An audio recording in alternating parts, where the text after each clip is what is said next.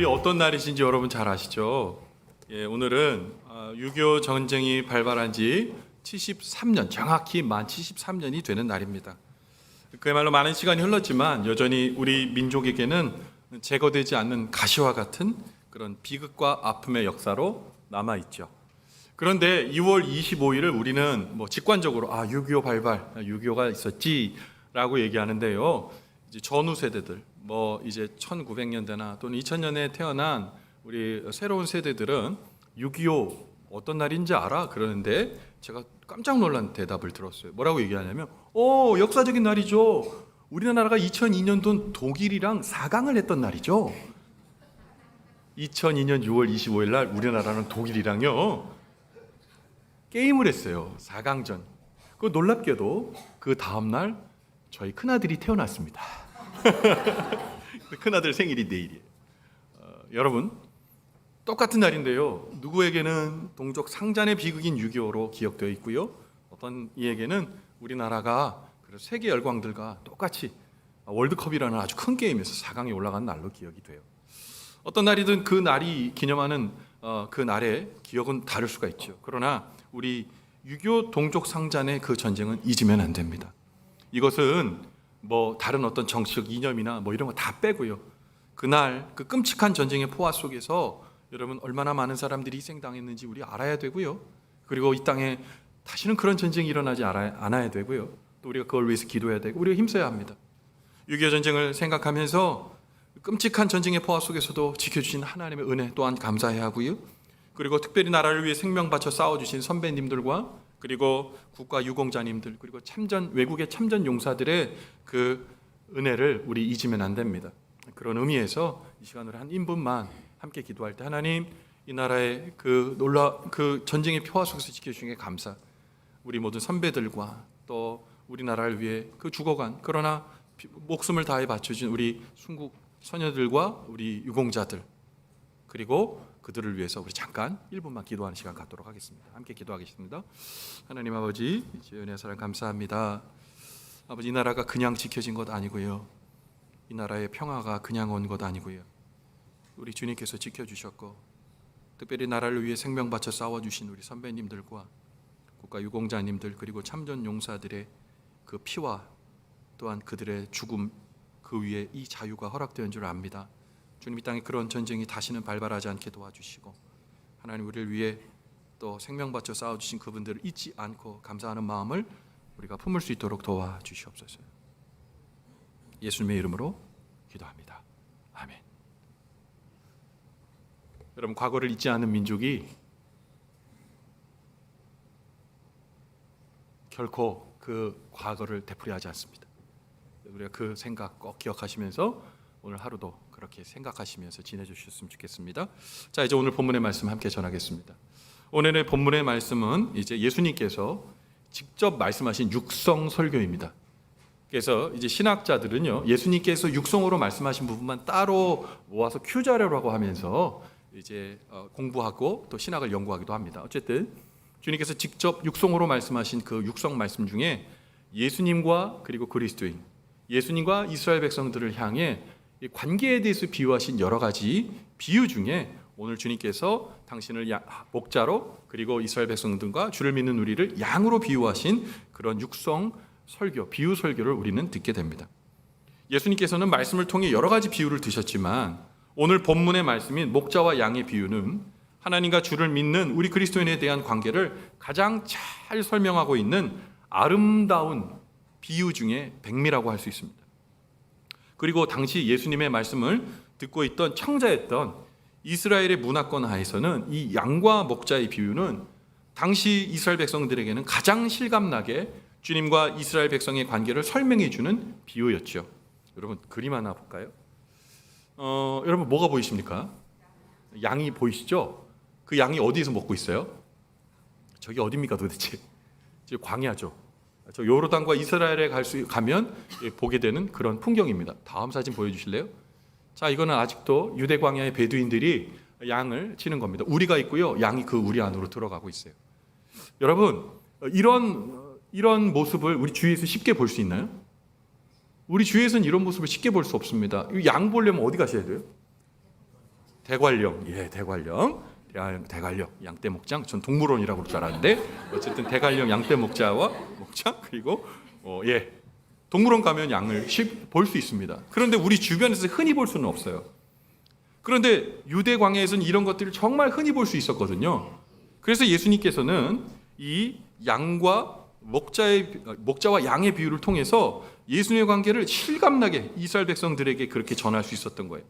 만약에 예수님께서 그럴 리 없겠지만 만약에 대한민국에 계셨다면 아마 이 얘기는 달라졌을 겁니다. 나는 소의 목자다 이렇게 바뀌었을 거예요. 왜냐하면 우리 이 대한민국과 이 농경 문화가 있는 이 동남아시아권은요 소를 키웁니다. 옛날에 누가 개그맨이 그랬죠. 소는 누가 재미도 없고 감동도 없고 소는 누가 키우냐는 그런 게 있었죠. 우리나라에서는 소를 키웠습니다. 왜 그럴까요? 농경 문화니까요. 이 소가 있었어야 되고요. 그리고 우리는 비가 많이 오잖아요. 그러니까 수량이 많으니까 소는요 물을 어마무시하게 드십니다. 그렇기 때문에 소는 물이 필요하고요. 그리고 충분한 건초가 필요해요. 근데 유대는요, 이번에 성지순례에 가서 또 한 번 확인했지만 물 자체가 없어요. 그냥 내리쬐는 광야 돌밖에 없습니다. 근데 그 돌 가운데에 조금 튀어난 이런 풀들이 드문드문 있어요. 근데 그 풀을 뜯어먹고 살고 물을 많이 마시지 않아도 되는 양이 유대 광야에서는 키우기 적격한 짐승이거든요. 그렇기 때문에 이 양을 목축했던 이스라엘 백성들의 삶을 보고 예수님은 목자와 양의 관계를 이제 비유로 들어서 실감나게 주님과 이스라엘 백성의 관계를 설명하신 거죠. 그렇다면 예수님께서 오늘 목자와 양의 비유를 통해서 생동감 있게 이스라엘 백성들에게 전하시려고 했던 메시지는 무엇이었을까요? 그리고 그 메시지, 이스라엘 백성들뿐만 아니라 오늘 우리에게 들려주시는 그 관계를 통해 나와주는 우리에게 들려주시고자 하는 메시지는 뭘까요? 오늘 말씀을 통해 우리와 함께 하시는 목자 되신 주님, 그 주님과 우리의 관계를 다시 한번 바라보고 그래서 그 주님께서 우리에게 주시는 그 놀라우신 보호와 동행을 다시 한번 우리가 재경청하고 바라보게 되는 귀한 시간 되기를 주님의 이름으로 간절히 축원을 드립니다. 먼저요, 예수님께서는 목자와 양의 비유를 통해 예수님께서 문으로 들어가는 양의 목자라고 말씀하고 계세요. 자, 오늘 본문의 말씀인 요한복음 10장 2절 말씀을 같이 한번 읽어봅니다. 시작. 문으로 들어가는 이는 양의 목자라. 아멘. 여러분, 예수님은 오늘 말씀을 통해 당신을 정의하시기를 나는 문으로 들어가는 양의 목자다 이렇게 말씀하고 계세요. 그럼 문으로 들어가지 어디 다른 데로 들어가나요? 문으로 들어간다는 것은 큰 의미가 있어요. 아까 우리 보셨죠? 그 우리에 들어가는 문은 하나밖에 없습니다. 그러면 이 양들이 밤사이에 탈출해서 다른 데 안 가려면 시건 장치를 해야 될 거 아니에요? 문 잠금 장치를 해야 될 거 아닙니까? 근데 그 문 잠금 장치가 지금이야 뭐 자물쇠도 있고 열쇠도 있지만 수천 년 전에 유대 광야를 한번 생각해 보십시오. 얼기설기 나무로 지어진 그 우리 가운데 어떤 것으로 시건 장치를 해야 될까요? 여러분 놀랍게도요. 베두인들이 그렇게 지금 하시는 분들도 있지만 고대 이 근동에서는요. 목자가요. 그 문에서 잤어요. 따로 문이 있는 게 아니라 그 문이 되는 통로에 양의 목자가 잤다는 거예요. 그러니까 본인이 뭡니까? 문이요. 목자가 문인 거예요. 본인이 시건 장치인 거예요. 그러니까 그 문을 양이 넘지 않는 거예요. 우리 주님 말씀하시는 거죠. 나는 문이다. 양의 문이다. 나는 목자이며 양의 문이다. 다시 말씀드리면 양의 목숨의 생사 여탈권을 갖고 있는 사람은 목자. 그리고 그 보호할 수 있는 그 사람 문 직접 그 문 자체가 된 목자. 그 목자가 양들의 목숨을 책임져주는 구원의 이름이라는 거예요. 여러분 그러면 이 말씀 오늘 우리에게 어떻게 적용할 수 있을까요? 여러분 잘 들으세요. 예수님만이 우리의 양의 문이시며 구원자 되심을 믿으시기 바랍니다. 우리가 그 예수님의 이름으로 말미암아 우리는 구원 백성 된 거예요. 다른 이름은 없어요. 우리는 우리에게 구원을 줄 수 있다고 말하는 다른 분들을 많이 만나게 됩니다. 여러분 세상에 얼마나 많은 사기와 거짓 진리가 횡행한지 몰라요. 여러분 그 가운데 우리는 양의 문이신 예수님을 바라봐야 되는 거예요. 그 주님께 우리가 어떤 고백을 해야 될까요? 주님, 저는 죄인입니다. 저는 여전히 죄인입니다. 저를 불쌍히 여겨주시고 십자가 보혈로 나를 구원 백성 삼아주시고 내 죄를 주님의 보혈로 씻어주십시오 라고 고백하며 양의 문이신 주님을 바라볼 때 여러분, 우리는 구원의 문에 들어가는 하나님의 자녀가 됨을 믿으시기 바랍니다. 사랑하는 성도 여러분, 여러분은 예수 그리스도를 목자 삼고 계시는 그리스도인이십니까? 다시요. 여러분은 예수 그리스도를 목자 삼고 계시는 그리스도인이십니까? 아멘. 아이, 그럼요. 이 정도는 돼야죠. 우리는 주님을 목자 삼고 주님이 우리가 구세주이심을 믿는 그리스도인입니다. 여러분, 그런데 종종 우리의 목자이시며 양의 문이신 주님을 우리가 때때로 우리의 눈 안에 놓칠 때가 있어요. 언제일까요? 그것은 우리와 닮아 있는 양의 특성을 보면 좀 더 분명하게 그 의미가 드러납니다. 양의 몇 가지 특징 중에 아주 독특한 특징이 하나 있는데요, 그건 뭐냐면 호기심이 엄청 많아요. 호기심이 엄청 많다는 게 뭡니까? 주변에 새로운 것이 발견되면요, 바삭 소리만 나도 저기 뭐가 있지? 그리고 달려간다는 겁니다. 그러니까 이 광야에서 양을 부르는 별명이 있어요. 이 별명이 뭐냐면 광야의 탐험가예요. 광야의 탐험가. 뭐 자기 생명이 지금 어떻게 되는지도 모르고 막 탐험하고 다니는 겁니다. 그러니까 목자가 약간 방심하면 양은 어디 가 있는 줄 아세요? 산 꼭대기 비탈에 가 있는 거예요. 그러니까 어떻게 목자가 막 달려가가지고 구원해내는 거예요. 목자가 약간만 방심하면 늪에 빠져서 엥에 하고, 성대모사 제대로 했다고 생각했는데, 엥에 하고 빠져들어가는 겁니다. 그러면 지팡이로 다 끄집어내는 거예요. 호기심이요. 근데요, 우리 삶 가운데서도 우리가요, 조금만 방심하면 세상이 주는 그 조그만 사인에도 우리가 호기심으로 달려갑니다. 하나님 말고 다른 신이 있으면 어떡하지? 하나님을 대체할 수 있는 다른 것 있지 않을까? 세상이 주는 즐거움이 너무 좋은데? 여러분, 우리가 조금만 방심하면 구원의 문이신 주님을 우리 잘 잊어버려요. 그리고 현혹되기도 합니다. 그렇기 때문에 우리는 기억해야 해요. 생명의 문이신 주님 앞에 우리가 눈 떼지 말고 주님을 의지하고 주님 곁에서 발견되어야 합니다. 여러분, 주님과 함께하는 저와 여러분의 삶이 되시길 바랍니다. 여러분, 양된 우리의 구원의 문이신 예수님 앞에 우리가 날마다 서 있어야 돼요. 근데 우리가 그 삶을 살아갈 때 또 많은 도전을 받게 되죠. 하나님 말고 다른 것들이 자꾸 우리를 수석거립니다. 여러분, 요한복음 10장 1절의 말씀에 그 이야기가 담겨져 있는데 한번 읽어볼까요? 내가 진실로, 시작. 내가 진실로 너에게 이르노니 문을 통하여 양의 무리에 들어가지 아니하고 다른 데로 넘어가는 자는 절도요 강도요. 이렇게 말씀하고 계세요. 자, 우리 예수님께서 진실로 몇 번 하셨죠? 2번 하셨어요. 진실로도 엄청 심각하게 들어야 되는 얘기인데 진실로 귀를 열고 들으라고 말씀하셨어요. 근데 뭐라고 말씀하시냐면 문을 통해 양의 우리에 들어가지 아니하고 다른 데로 넘어가는 절도자가 있고 강도가 있다는 거예요. 왜 다른 데로 넘어갈까요? 양을 탈취하려고.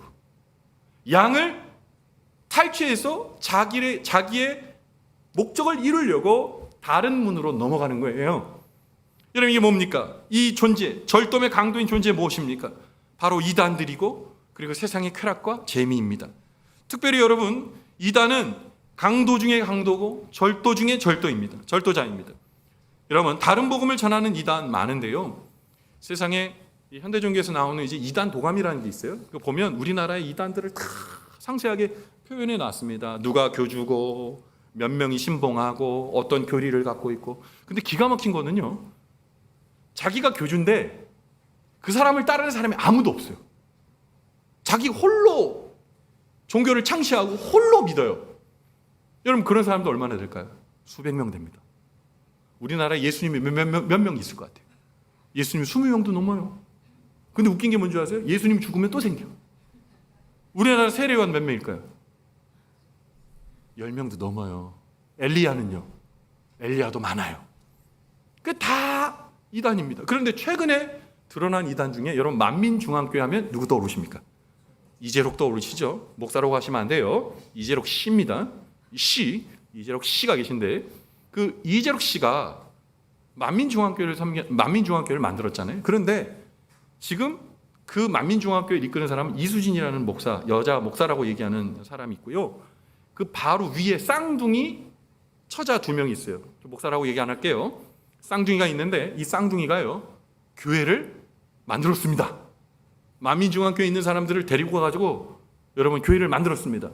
기성교회 건축했는데 그 기성교회 건축한 데가 이제 부도가 나고 경매로 넘어간 큰 교회를 사가지고 이전했습니다. 교회 이름을 뭐라고 졌는지 아세요? 만국교회라고 쳤어요. 근데 이 만국교회에서 뭘 하냐면요, 등위를 매겨요. 1등부터 5등급까지 있습니다.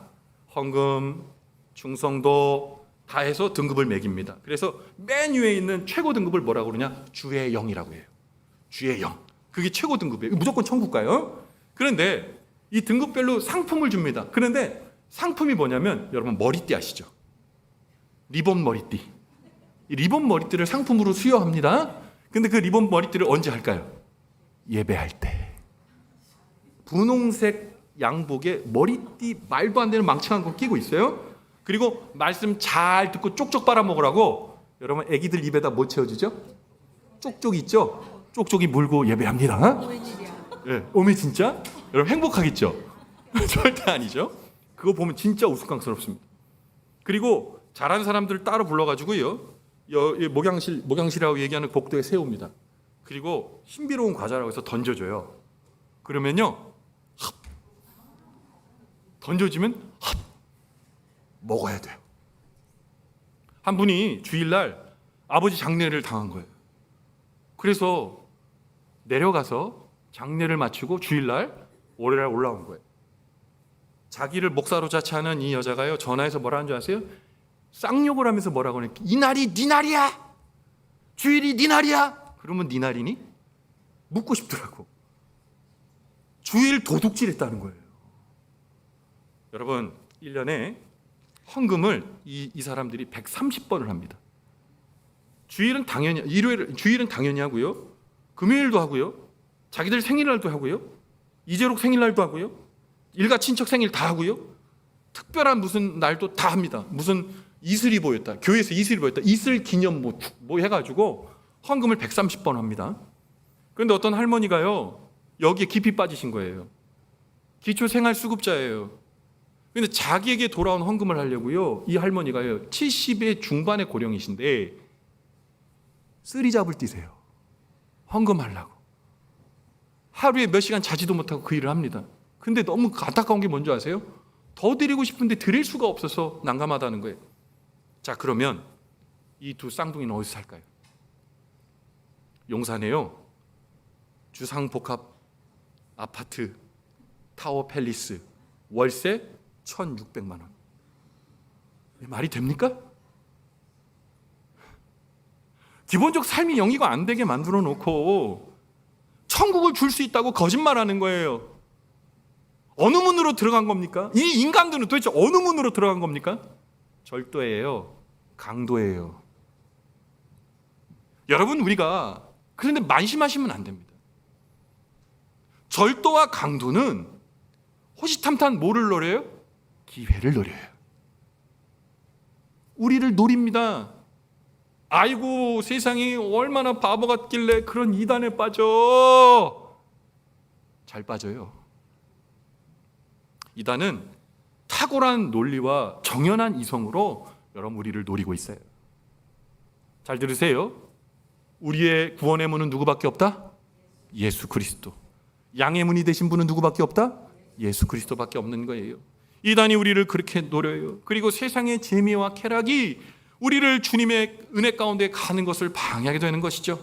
사랑하는 성도 여러분, 축복합니다. 구원의 문은 오직 예수 그리스도이시며 예수 그리스도만이 우리의 구원의 문이시며 하나님의 놀라운 나라를 주어주시는 은혜임을 믿으시기 바랍니다. 여러분 그것을 갖고 계셔야 돼요. 그 믿음을 갖고 계셔야 돼요. 그래야 우리를 넘어뜨리는 강도 같은 유혹의 세력을 이기고 주님의 보호와 은혜를 경험할 수 있게 됩니다. 여러분 그 은혜 안에 머물게 되기를 주님의 이름으로 간절히 축원을 드립니다. 여러분 두 번째, 예수님께서는 목자와 양의 비유를 통해서요, 목자이신 예수님은 양의 이름을 알고 앞서 가시고 양의 목자이신 예수님의 음성을 양은 목자의 음성을 알아듣는다고 오늘 말씀하고 계세요. 여러분 요한복음 10장 3절부터 5절 말씀을 같이 한번 읽어봅시다. 천천히 같이 읽어봐요. 문지기는 시작. 문지기는 그를 위하여 문을 열고 양은 그의 음성을 듣나니 그가 자기 양의 이름을 각각 불러 인도하여 내느니라. 자기 양을 다 내놓은 후에 앞서가면 양들이 그의 음성을 아는 고로 따라오되 타인의 음성은 알지 못하는 고로 타인을 따르지 아니하고 도리어 도망하느니라. 아멘. 여러분, 양은요 다른 짐승보다 아까 호기심도 있다고 그랬지만 특별한 치명적인 약점이 있는데요, 그건 눈이 나빠요. 시력이 너무 나빠요. 그런데 이 치명적인 약점을 극복할 수 있는 게 있는데, 강점이 있는데 청각이 뛰어납니다. 그래서 시력이 약한 대신 청력이 강해서 주인의 음성을 잘 듣고 기억하고 또렷하게 됐습니다. 여러분, 근데요 저는 이 특성을 보면서 야, 주님이 정확하게 비유하셨구나. 우리랑 똑같아요.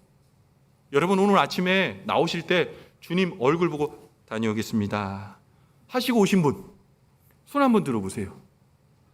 있으시면 저랑 상담받고 가세요. 여러분, 그런 분 없잖아요. 눈으로 예수님 보시고 오신 분 없잖아요. 그죠? 여러분, 눈으로 예수님을 볼 수 없어요. 우리의 영적인 해안이 그렇게 되지 않아요. 그럼 우리 주님을 어떻게 믿는다고 말할 수 있어요? 여러분, 우리와 함께 교제하시는 주님이 들려주시는 음성, 주님께서 직접 말씀해 주시는 말씀의 음성, 주님과 교제할 때 내 마음 가운데 들려주시는 음성 듣고 우리는 귀로 보는 거예요. 양이 그 목자를 귀로 보는 것 마냥 우리도 우리 주님을 귀로, 우리의 마음의 귀로, 우리에게 드시는 음성으로 보게 됨을 믿으시기 바랍니다. 여러분, 그 양은 목자의 음성을 들어야 돼요. 근데 문제는 목자의 음성이 어느 날 야, 내가 너 목자야 한 번 들려줬다고 양이 그 음성까지 기가 막히게 알아듣는 건 아니에요. 관계예요. 오랜 시간 동안 목자의 음성을 듣고 그 목자의 음성을 알고 그 목자가 보호해 주시는 따사로운 음성을 듣고 보호해 주시는 보호를 경험하게 될 때 양은 정확하게 기억하는 거예요. 놀라운 게 뭔지 아세요? 양이요, 목자의 음성을 흉내내는 10명, 100명, 10,000명이 있어도 정확하게 목자의 음성만 알아듣는다는 거예요. 분별이 되는 거죠. 여러분, 우리가 세상 살아가면서 다정한 우리 주님의 목소리를 우리가 듣고 그 주님의 음성을 날마다 우리가 분별할 수 있어야 되는 거예요. 여러분, 그러니까 우리 어떻게 해야 돼요? 주님과 함께하는 시간들이 우리가 많아야 되는 거예요. 주님 앞에 예배하는 시간들이 많아야 되는 거예요. 주님 앞에 엎드린 기도의 시간이 많아야 되는 거예요. 주님을 의지하는 우리의 마음에 거룩한 시간들이 많아야 되는 거예요. 근데 여러분, 예전에 우리 선배님들은요 그냥 주님의 음성 들으려고 애썼어요.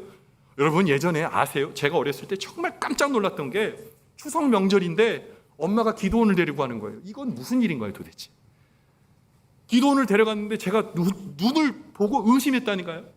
그 엄청나게 큰 기도원 바닥에요 사람들이 새까맣게 앉아 있는 거예요. 앉을 자리도 없어요.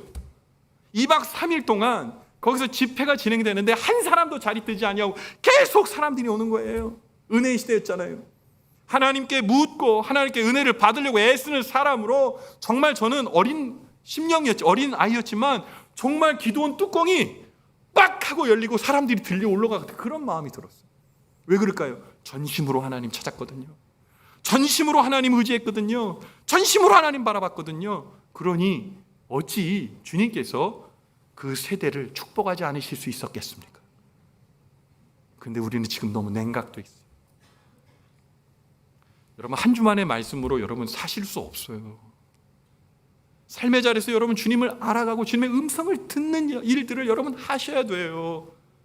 그렇지 않으면 원수가 여러분 우리를 가만히 내어두지 않습니다. 원수는 똑똑해요. 원수는 성실합니다. 원수는 기회만 노리고 있어요. 우리가 무너지도록 그든 손대지 않습니다. 우리가 자멸하도록 돕는 자예요. 그러기에 여러분 우리는 목자의 음성을 들어야 합니다.